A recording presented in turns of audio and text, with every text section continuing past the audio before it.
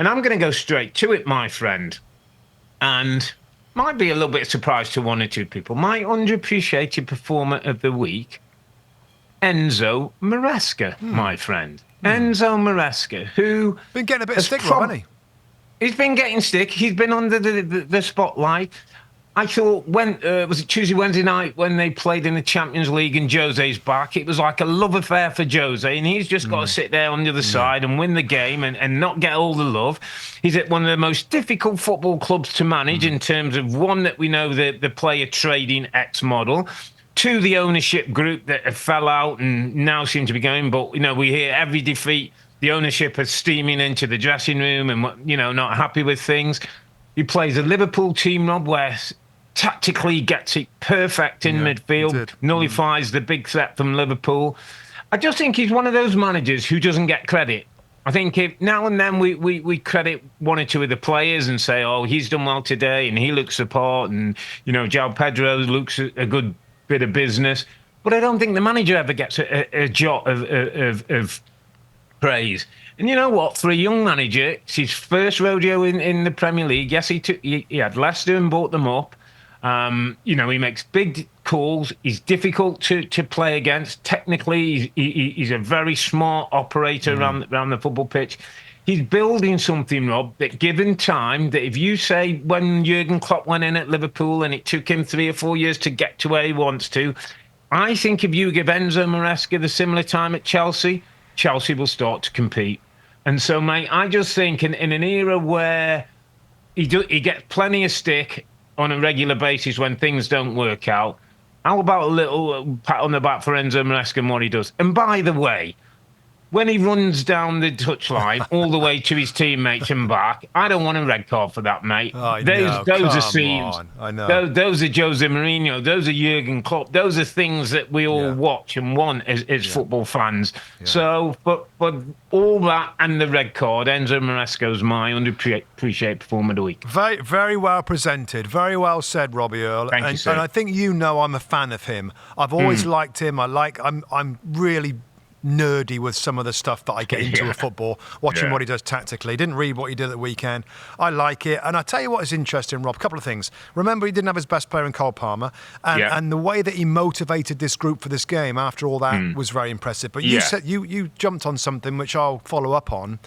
He's building.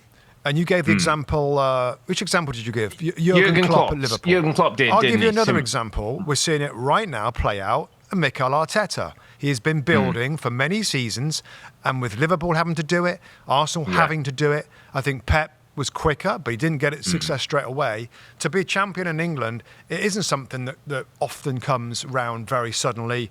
I mean, I'm sure there's examples, Leicester City maybe suddenly, but often you have to build. And and we could look back, and say, well, he was building, got a bit of stick, got through some difficult times, won the World Club Cup, and was building, had to deal with different players coming in and out, Rob, and that's been criticism. Well, just what makes the job difficult is having to readjust, have new players. Oh, he's another winger, he's a new defender, he's a new midfielder. To your question, Rob, though, to your point, do Chelsea allow you to build? Liverpool allowed Klopp. Yeah. Arsenal have allowed Mikel Arteta. Will Chelsea allow him the time that might be 3 more years of building to get where they got? Or will, the spotlight and the gossip and it's Chelsea and they don't keep people too long unless you win. Might that be turnover before we get the chance to see the build outright? Well, that's a great question, right? And I think the pertinent parts to this are the ownership, the fans, and the dual directors of football, Lawrence Stewart, Paul Winstanley, these guys that are implementing this very unusual strategy of buying all these young players. Surely those two guys, Rob, have a huge influence to the ownership and how this project's going. So when you ask that question, will he get chance to build it? I hope those two guys back him and suggest to the ownership that he's worth sticking with. The only loose cannon in all this are the fans. And if there's a run of games where he's not getting results, the fans turn that that club into a very difficult environment for the manager, where it sometimes becomes untenable. I hope they don't have that sort of run, and I hope he does get a chance to build, Rob. So, no, I like that shout. I was actually surprised at how good they were, Chelsea, with all the problems that they've got. And they really kind of deserved, late though the goal was, in Esteval, Rob. And just a quick line on Esteval, we've had a few glimpses of him.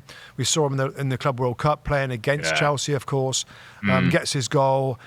You know, he's 18. Proper, he's a talent, proper, real talent. You know, if you get Garnacho going the other side of the pitch, mate, and him one side, I mean, but that's new again, isn't it, Rob? That's new again. New players to get used to everything. So, no, I really like Chelsea, Rob, and that's a good shout.